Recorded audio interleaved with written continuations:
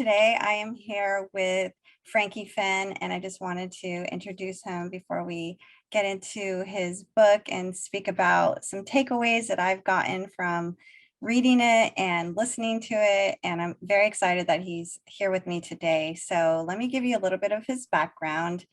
Frankie Fihn is the author of the book Beyond the Agency Box. He has been in digital marketing since 2007. He's an entrepreneur, shaman, speaker, author, and world traveler.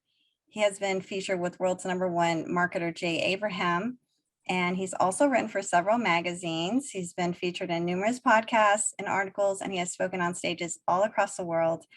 His approach covers lifestyle design, asset creation, client selection, leverage, and spirituality.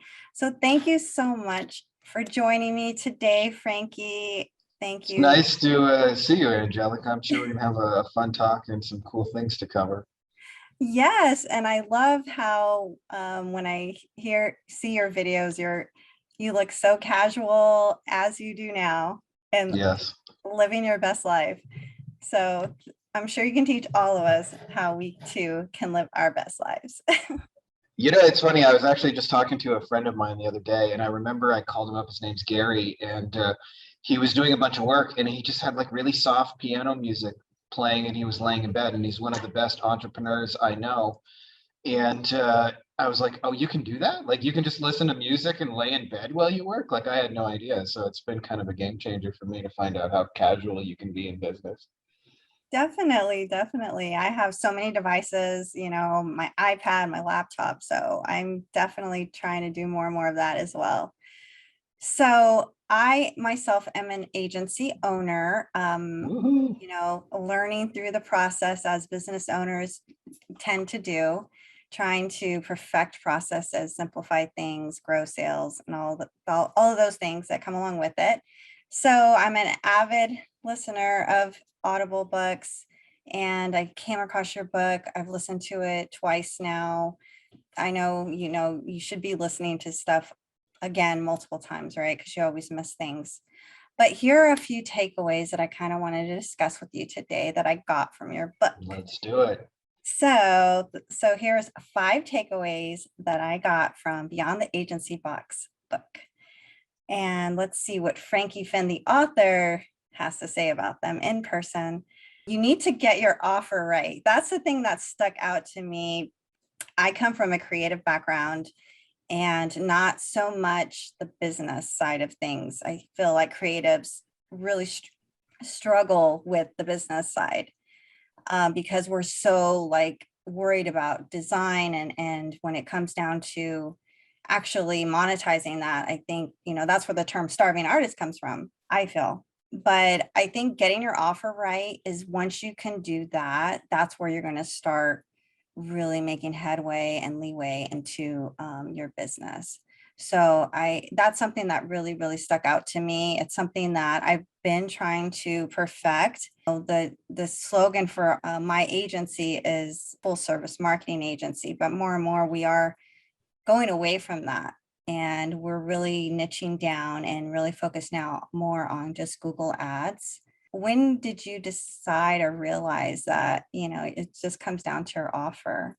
I wish I could say at the beginning, Angelica, but actually, for me, it's funny when people write a book. Like, I've met a lot of people who've written books, and a lot of them have like goals of like, I'm gonna change the world and I'm gonna affect billions of lives. For me, it was actually, such a small niche book. I remember thinking, if there's just one other agency owner out there who would, get some value and use out of all these hard lessons I've had to figure out since 2007. And I'm sure there were things like that, but there were no masterminds and courses and things like that when I began.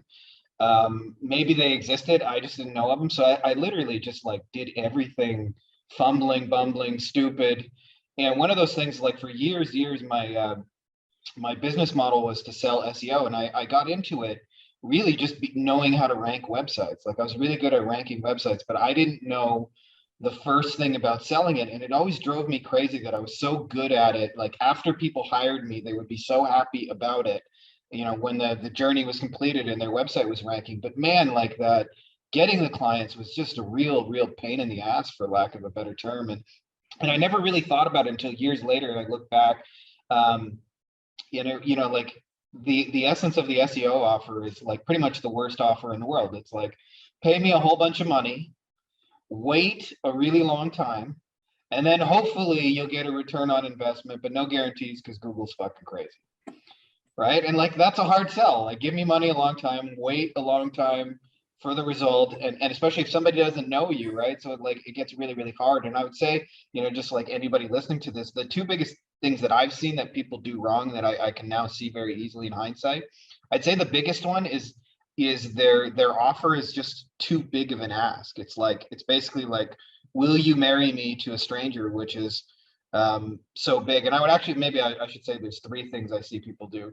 The second is, there's a principle I talk about in the book, the difference between an add-on and a replacement. And it's really, really simple. Like, a replacement is, we forget that, like let's say I do Facebook ads and they already have a Facebook ads person, then I have to convince them to fire somebody in order to hire me.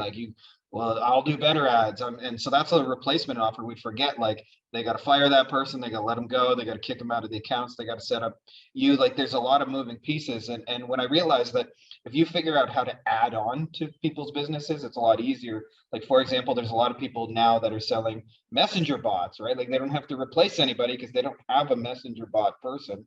It just adds on to the Facebook ads they're already running. And so the more you can make your thing add on to what they're already doing, you put yourself in a space where they don't have to replace anybody and it's zero competition.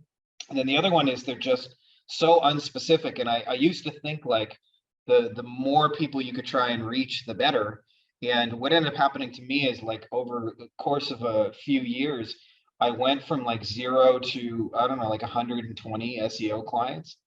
And when you have 120 clients, like, your life, if you don't know what you're doing, like I didn't, is miserable, because you thought, like, I'm going to build this really successful business, and then you do, and it just owns your life in every way. Like, you're tethered to your phone and your email, and like, employees, clients are constantly asking for updates.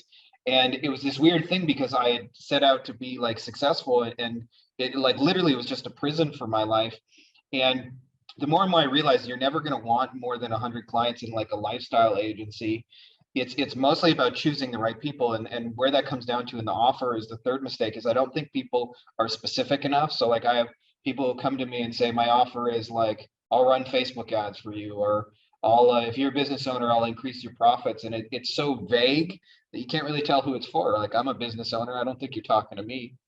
And so it's way better to have something that sounds like so anally detailed that it's actually sounds like, well, that would only like 6 people in the world would raise their hand for it, and that's actually what you want. And I just came across one the other day. It was a couple of mortgage brokers. I don't know them or anything, but it said, hey, if you're a mortgage broker doing between 2 and 3 million a month in deals before commission, this is our sweet spot, and we help people get to 10 million. And we have a special process that doesn't involve lead generation or paying ads. And I look at that and I'm like, if I'm a mortgage broker doing between 2 and 3 million, like, that's so damn specific. I'm like, I'm going to want to know more, because it's just like, it's written for somebody. And I don't think enough people do that. But when you start to realize that you can make offers that are easy to say yes to, and it releases you from all the bounds of like chasing clients and having to send proposals, and just frankly, like, the whole acquisition game being hard.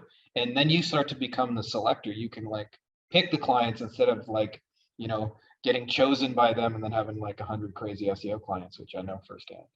Yeah, no, I remember you saying that you want to be the hunted, not the hunter. Exactly. Okay, so my second takeaway is that similar to Gary Vee, you're not shy of the 4-letter words. And I love that. You're very straight arrow in your approach. Would you compare yourself in any way to Gary Vee's style of teaching? Not at all, but there are things I like about Gary Vee. So like, when I kind of like am critical of his message, um, I think we just have different audiences, in the sense, like, I believe, like, maybe I'm wrong in this, but I actually believe probably a large percentage of Gary Vee's audience are people who are thinking about starting a business but have never actually done it. And therefore, what they need to do is just go out there and work. And so I think his message makes a lot of sense for that people. But like, my target market, like with my agency, is predominantly personal injury lawyers. And I can't tell you, Angelica, the number of personal injury lawyers that have told me, I work 80 hours a week. I never see my family. I'm at the office on Sunday. I never have a day off. My phone is always blowing up. I'm miserable. I like work round the clock year round. I haven't taken a vacation in 5 years. And I promise you, like that person's problem is not hustle. It's just not, right? Like their issue isn't hustle. It's leverage, it's strategy, it's systems, it's people. It's like building a machine that's more McDonaldized. And so I don't think like, Gary V's message is like shit or anything like that. I've actually taken a few really awesome tips from him over the years. But I think the idea that like just hustle more, like if I showed up to an 80-hour a week workaholic and said, your problem is you're not hustling, they're going to just, laugh me out of the building. But if I say to them like your structure, your systems, your people, like you're putting everything on yourself.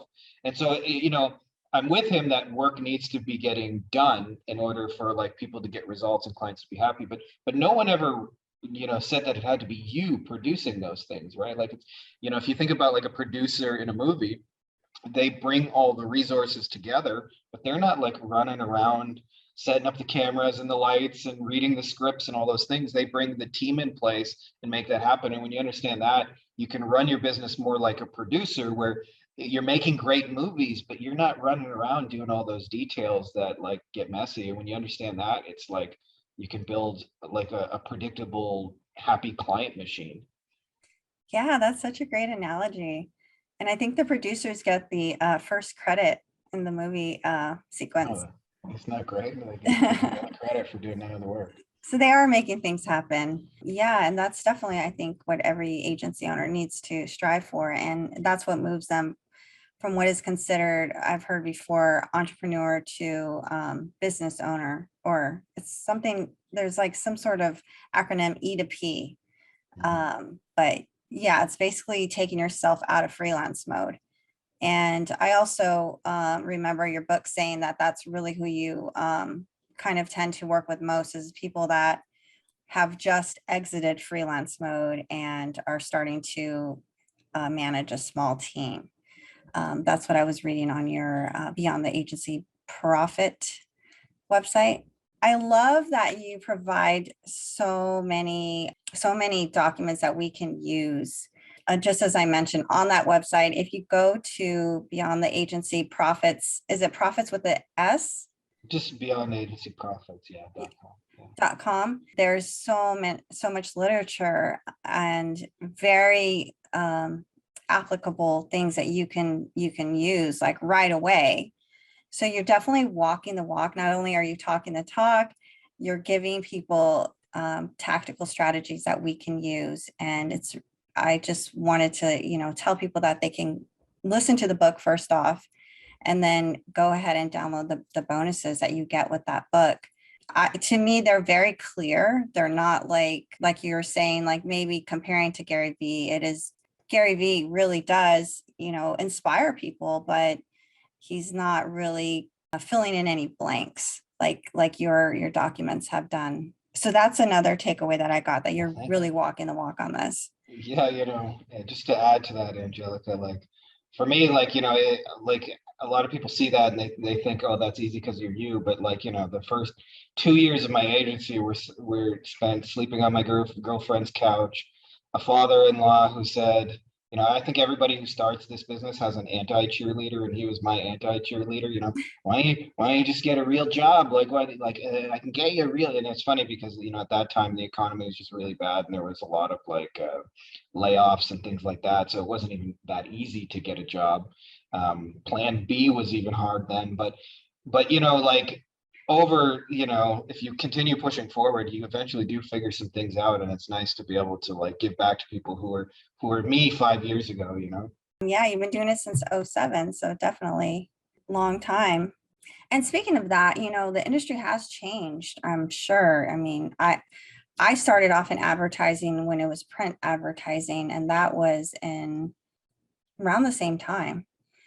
So I have seen like how everything's become digitized, and there's a new digital marketing agency born like every single minute, which makes it sometimes a little bit intimidating. But that's where you really have to go back to the first takeaway that I mentioned, is getting your offer right. So you can definitely cut through all the noise that's out there and reach your ideal client.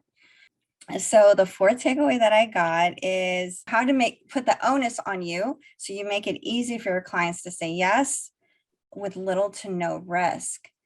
And that, I think, once you can realize that, it's just, you're right, it is going to draw people to you. They're, Yeah. like you said, that mortgage broker example that you had mentioned. Yeah, it's one of those things. It's that, like, if you look at like the SEO example that I gave in the beginning, like from a risk perspective, it's basically saying like give thousands of dollars a month to a stranger. So that's like a lot of risk. And then it's going to take a long time. So at the very least, you're going to be in it for like 6 months. And then there's no guarantee it's going to work, right? So you're asking a complete stranger to take on all this financial risk. And one of the interesting things about entrepreneurship is that I know it's very unpopular, but if you switch that paradigm and you become the one to take on the risk, what happens is those decisions get really easy for other people to make to invest in you. And then what happens is you can be more selective and you can take situations where you're most likely to win every time you take those relationships. Instead of taking anyone and everyone. Like, for example, part of the reason, Angelica, to be completely honest, that I help people more that have like some traction and are starting to scale up is because it's easier to go from 2 to 10 than it is to go from 0 to 1. Like, actually getting the hardest part of your agency is just getting it off the ground and getting clients and getting people to say yes. But once you have some yeses and momentum and a little bit of team, it's actually very easy to like tweak that machine. So it's not a lot of risk for me, because I'm like, if somebody comes in and they have 15 clients, almost always like there's 1 or 2 things we could do with a couple of the clients they already have to get them a return on investment, usually within like 5 minutes. But the other thing that I think has been really powerful, and I didn't write about this in the book, but I've started to get a lot into investing. And there's one of the things I learned in investing is a concept called asymmetric risk, and all the top investors practice it. And it's a really, really simple concept, which is, if I'm right, I win big. If I'm wrong, I lose a little. And so you want to take a bunch. It'd be like if you flipped a coin and every time it landed heads, you lost $10. And every time it landed tails, you made 1,000. Well, if that's the case, just like keep flipping that coin over and over, because even if it's landed 7 times heads in a row and you're down $70, at some point it's going to land tails and you're going to be up 1,000.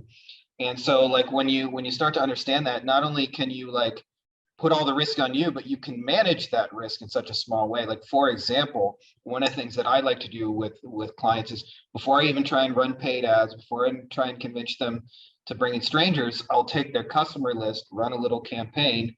And if we can't produce results in a couple of days with their customers, like if their existing clients don't like them, then chances are like bringing more strangers is not going to change that. So it lets me know in like 2 or 3 days whether this is going to be a workable client relationship. And it usually, takes me an hour. I should say it takes my team an hour to set it up, but it gives me a chance to know within an hour whether or not this is going to be a good client.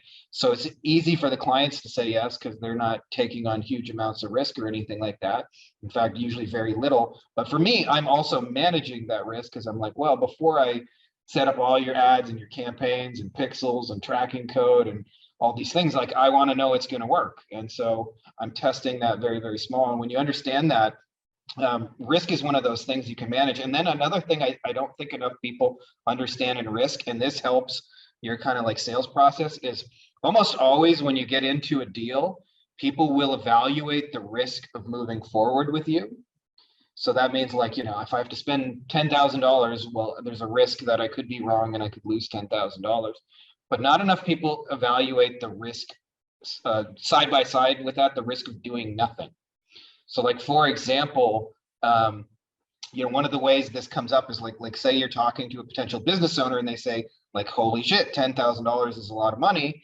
And you could say something like, when you compare that side by side with the risk of doing nothing, well, how does that compare to like the risk of you losing all your business to these competitors? And I can name them by name on Google AdWords, the people who are taking your business right now. So when you understand that risk, you can make it really work in your favor by de-risking it for your clients, by managing that risk yourself. And even like the way we manage and bring on onboarding employees is like we test them small. I have a thing called the first date.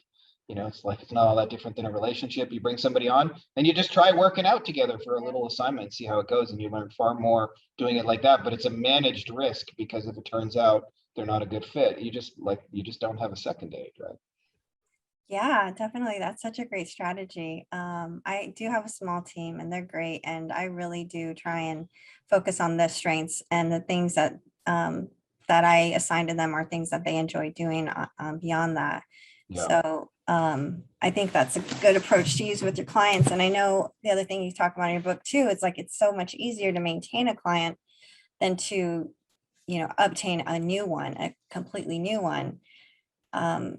So that is Yeah, can I just add on that, Angelica? yeah, Because that's actually like a huge thing. I don't think enough people understand in an agency. Like, I've helped a lot of people like get this principle, and it's actually the most life-changing part of running an agency when you do it right.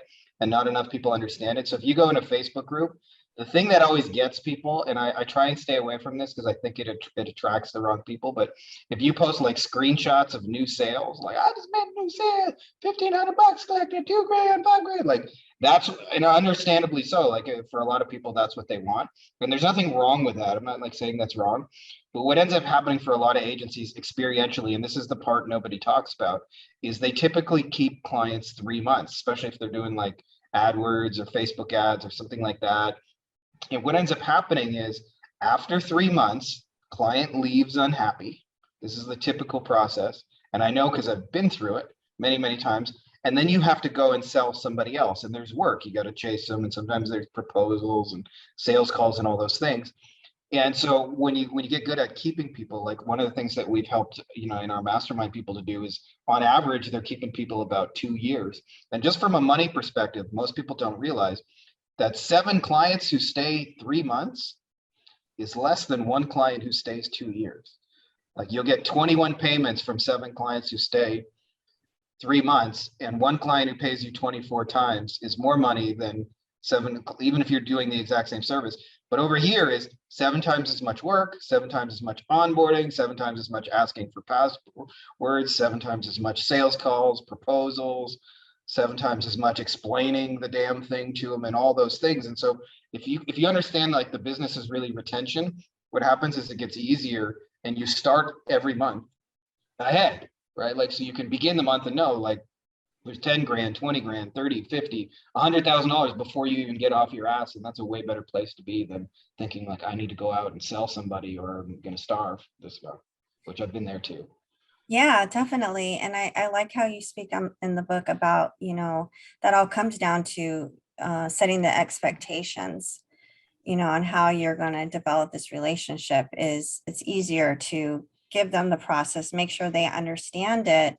That way, if you, and rather than something happening later on down the line, and then you sound like you're backpedaling if you're, hadn't explained the process correctly. Yeah.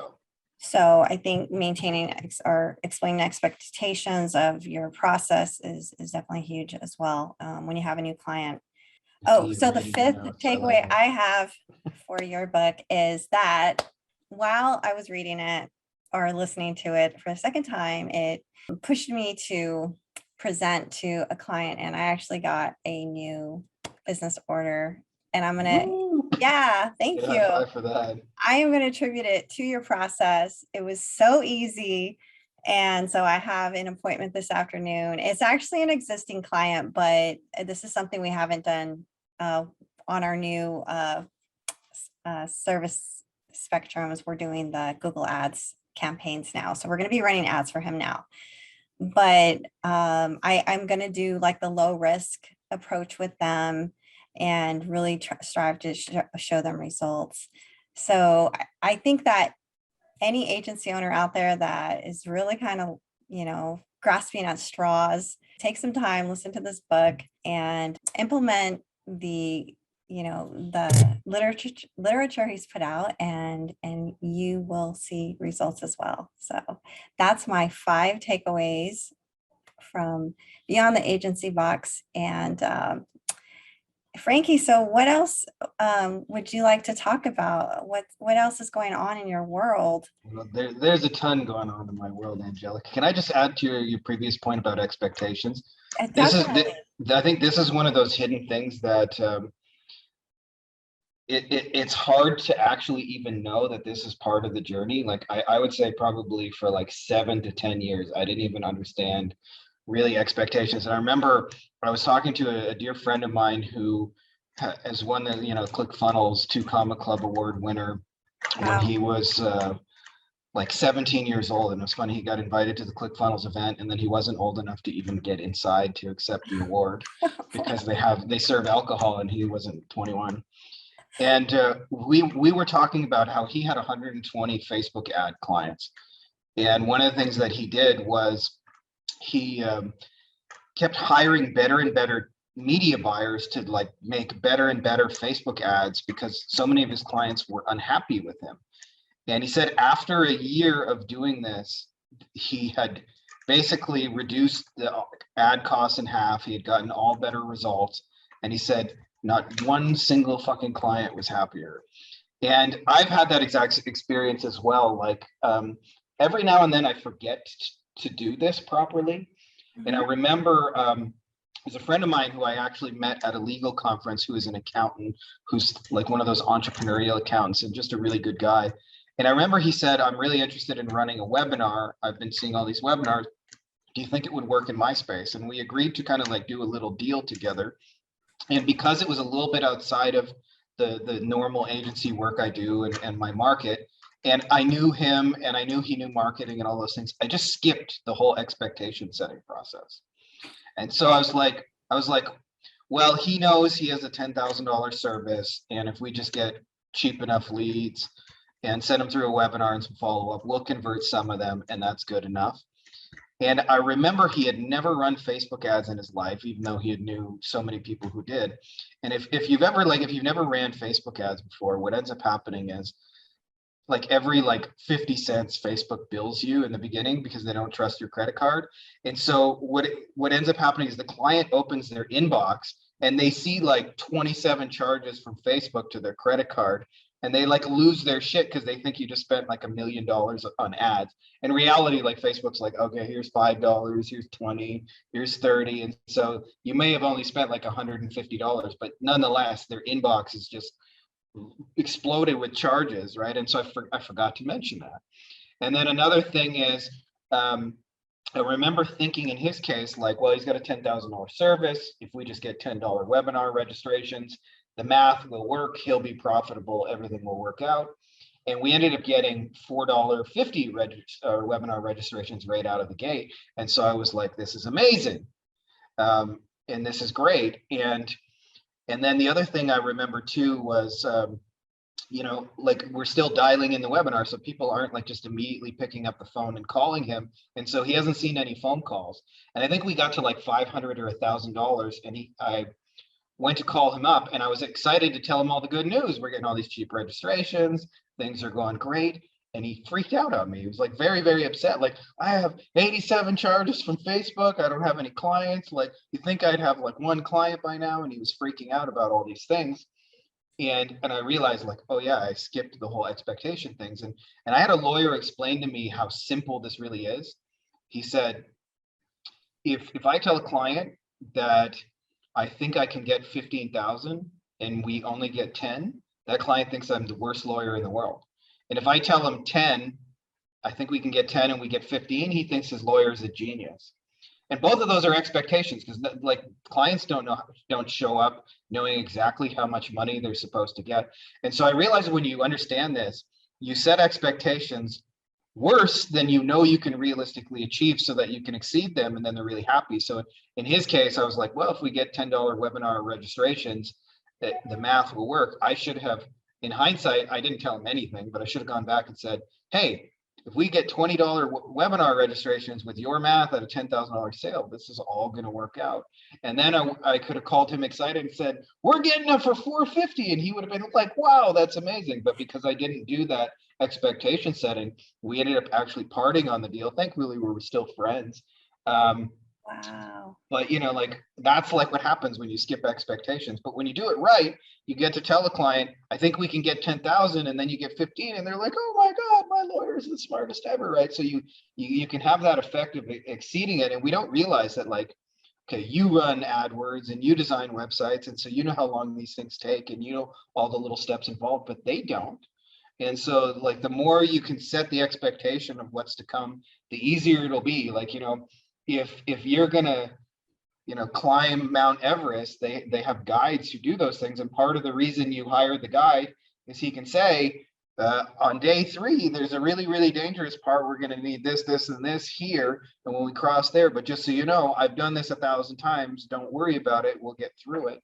And so the more you can like kind of set the visual of what's to come, the more you'll find that like the clients are happier. And it took me probably, I used to just think all my SEO clients were stupid. I was like, why did they not get this, right? Like, but then I realized, of course, they don't do SEO. Like, they don't know what any of this, they don't know what a backlink is, and they don't know how to like write articles or what a title tag is and all those kind of things. Yeah, no, that's so true. It's just they don't know what they don't know. And communication, keeping in touch with their clients, touching base with them, that's the best thing you can do. But setting it off right in the beginning, that's definitely going to lead to a long, great relationship, hopefully, if they're not crazy. Yeah, that's a key piece right there. They're not crazy, but as you get better at screening for crazy clients. Definitely. Well, let us know what do you have on the horizon? What can we expect next from Frankie Fihn? Well, I'm actually working on another book deal behind the scenes, so that's kind of like build off of the last one. I haven't even written a single word to page, but it was one of those things. I'm starting to go after like bigger and bigger agency deals, and one of those was an author who's influenced me for a lot of years, very well known, like bestseller kind of guy. And he introduced me to his publisher and all that. So they said, well, you have to write a book now that you know us. Can you tell us who that guy is? For confidentiality reasons, I cannot, because I've Okay. signed a So it's a non-disclosure. guy that you read his literature Yeah, I probably read about 50 books a year. I'm a little obsessed with that, but from him. no, just in general. But I've read Oh, 3 of his books, and is he in the marketing space? he is not. He's actually in the like sports psychology space. Okay, interesting. Yeah, Oh, well, that sounds exciting. Are you going to yeah. self-publish it again? This time I will not. This time, like Oh, his, okay, his good. publisher actually does all the promoting and all those things, which sounds amazing to me, because that's the hardest part of writing a book, is getting out there and then getting people to read it. Yeah. Although for this book, I had very, very low goals. It was just like, if one person likes this book, I'm happy. Hey, setting the expectations, because if 2 people like it. Yeah. It's interesting because I say this, you know, a lot of people say, like, how did you do it? How do you write a book? And I've tried writing a book. And for me, I actually wrote the book in about a couple of hours, just walking through the forest, recording it on my phone. I wrote down some bullet points of things that I thought were really important and do that. But having said that, there was 13 years of figuring this stuff out so that I could write a book in like a couple hours. Yeah, no, your book is really fluid. I really like, I liked listening to it. It definitely sounds just like you are speaking today, right now. Yeah. You know, great conversation and gives you a lot to think about. And it's not overwhelming. Like, I can only take about 5 minutes at Gary Vee because he'll throw out so many different things, and it's hard to kind of go with one. But with Yeah. yours, it's more methodical. Yeah. So I definitely appreciate that.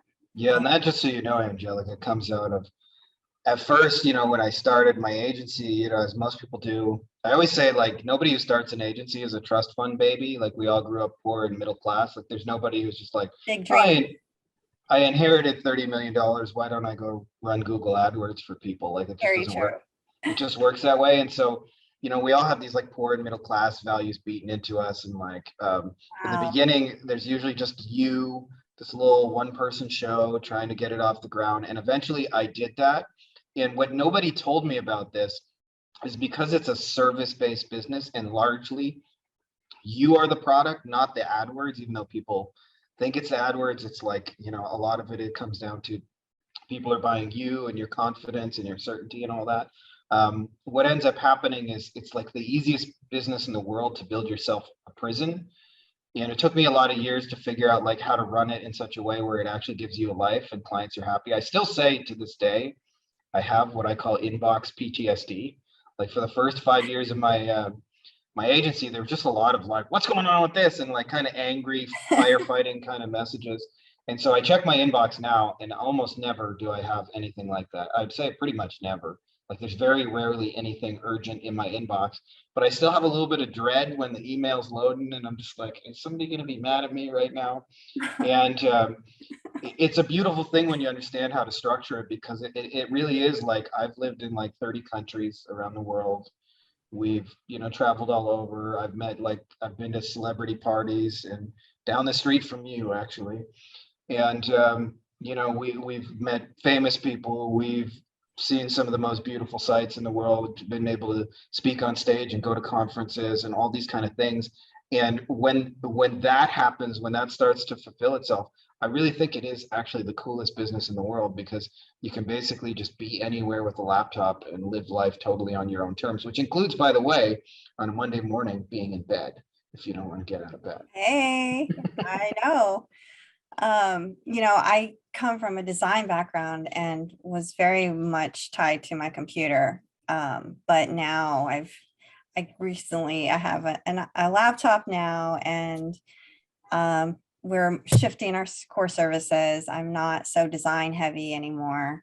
That's probably happened as well since printing has moved away. I used to work at an ad agency, but now doing more of the digital space. So I am looking forward to not being locked down to my computer anymore, and still helping people in the advertising industry. So Yeah, that's a beautiful thing about it, is the people side of it never changes. Like the technology changes every 6 seconds you look at it, but the people part of it is very, very static. And if you focus more on the people, then, you know, I'll see people and they'll ask questions in a group like, you know, Facebook ads change this bell and whistle. Should I increase my ad budget 10% a day or 20? I'm currently spending $100 a day. Can I go to 200 and all those things? And they get really caught up in the technology. And I think about like, well, who's the person on the other side of the ad and how are you contributing value to them? And if you think about that, that never changes. And therefore there's always a way to be more helpful to them. And you can have a technology business that's actually not all that like technology dependent. And, you know, I was saying to our mastermind, since 2007, I've probably learned 10 to 20 new pieces of software every year for like 14 years. And the longer and longer I do this, the more and more our agency has less and less and less software. You know, like a lot of our stuff actually we just sell either through a little video or a Google Doc. It's like it's the lowest of low maintenance agency ever. yeah, there's a lot you can do nowadays without having the full computer operating desktop. So, well, I can't wait for your next book to come out. Any ETA on when we can expect that? It depends how soon you bug me for it. I'll do it. I'll do it a little faster. We have a couple of busy projects here. We're like actually building a retreat center here down in Mexico where I am right now.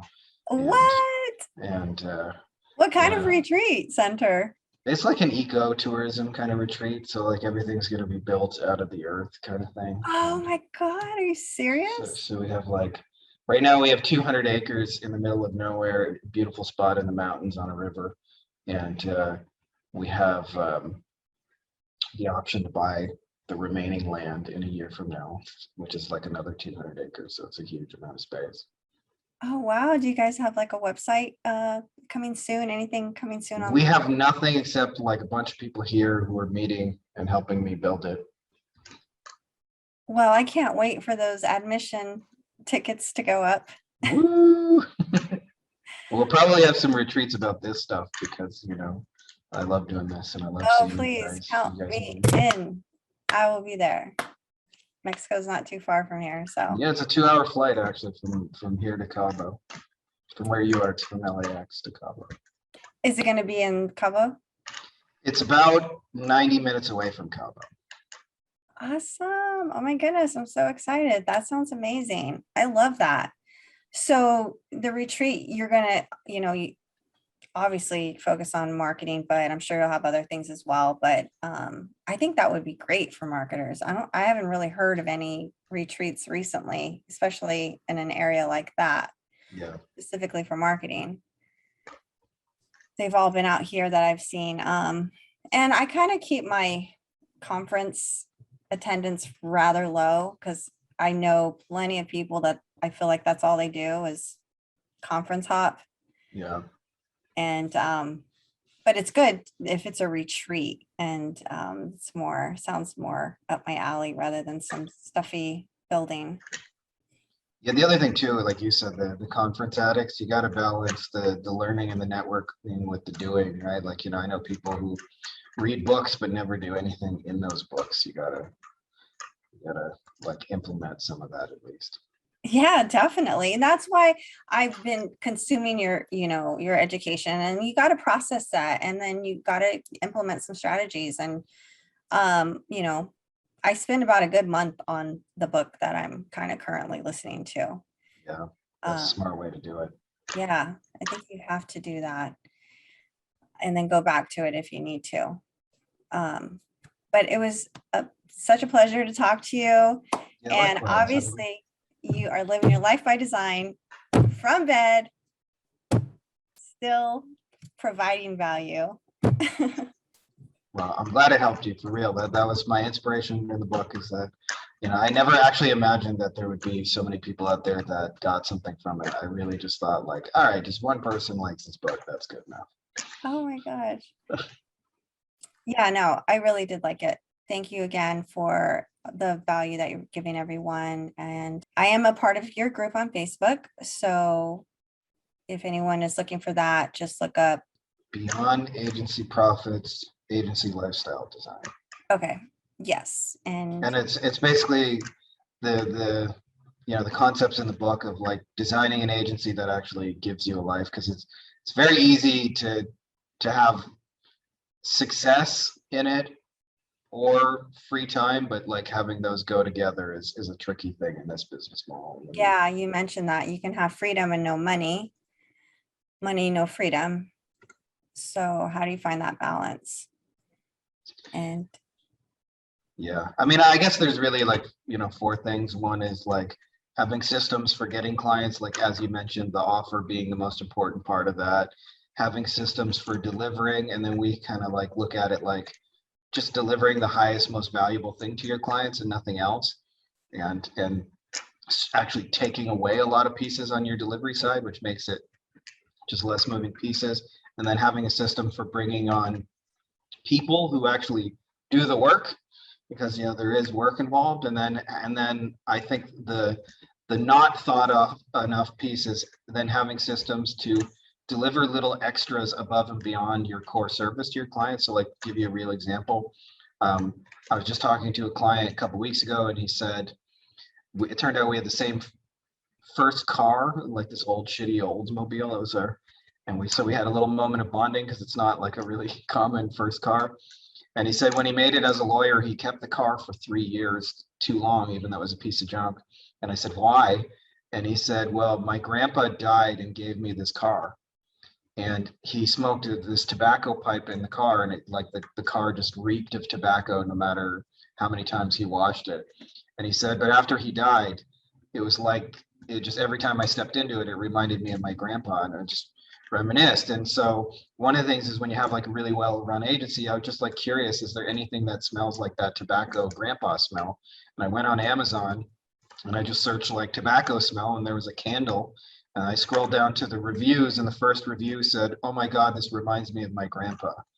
And so, I spent like $20 or whatever the candle was and ordered it for him. And those are the kind of things that keep clients paying you for years, more so than because, I run yeah. such great Facebook ads. Oh yeah, definitely. I have the best clients that I really enjoy talking to them, touching base with them, and the phone calls are more like catching up, and Yeah. they just want to know that you are still there and working, like you also say in the book, is like just making, so just so that they know that you're actually working, Yep. and not sending just the monthly report with an invoice, which is, Yeah. I was just gonna say on that, like a really good comparison. Where I live here in Mexico is a little kind of suburb that's either like a mixture of retired Americans and like local, like Mexican doctor lawyer types. And I was talking to one of the neighbors about the house he got built, and I asked him like, how was the experience of that? And he said it was the worst experience of his life. And I was really, really surprised to hear that, because like the house was perfect. And I said, why? And he said, well, firstly, I sent like pretty much my life savings to a stranger in a foreign country, and then I didn't hear back from them for a week. And so I wasn't even sure if I just like gambled my life savings, and then I couldn't get any updates on how the house was going. And then when they would send it, it was in Spanish, and this person didn't speak any Spanish. So like it didn't mean anything to him, and he didn't know how to translate it or anything like that. He's an old guy, he doesn't use Google Translate or anything. And he said after like a year, he finally drove down and he came there, and his house was built perfectly. And sometimes we think as marketers, like because we deliver houses, that as long as we make a perfect house, people are going to be happy with us. But in actuality, your job is just as much to say, hey, so happy you signed this contract. And it's also to say, hey, I know it doesn't look like much, but here's your plot of land.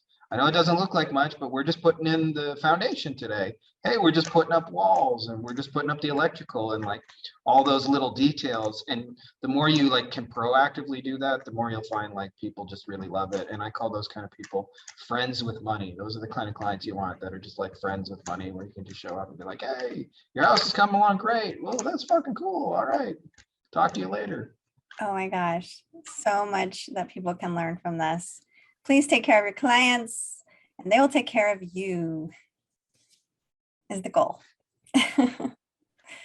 Well, yeah, thanks for joining me this morning. And I look forward to, learning more inside of your Facebook group, and also when your book comes out. And then hopefully I will see you out in Mexico. Woo. Well, thank you for doing this, and let's have this be a hello, not a goodbye. Definitely, definitely. So any parting words you want to tell your viewers? No, I've kept you guys long enough. That's all I got. I'm good for now. Thanks, Frankie. I knew it was going to be so fun talking to you. Just listening to your book and your approach you have to things. Definitely refreshing. You're speaking my language. I think anyone that's in the creative industry they'll resonate with what you have to say. And I love the way you deliver your content. So it's been great talking to you. Well, thank you. I enjoyed this as well. Follow him on Instagram and look him up on LinkedIn, Facebook, all the social media, and check out his website. And of course, if you're interested, the book's just a couple of bucks on Amazon. So yeah, it's definitely worth it. All right. Bye. Thank you, guys. Have a great day.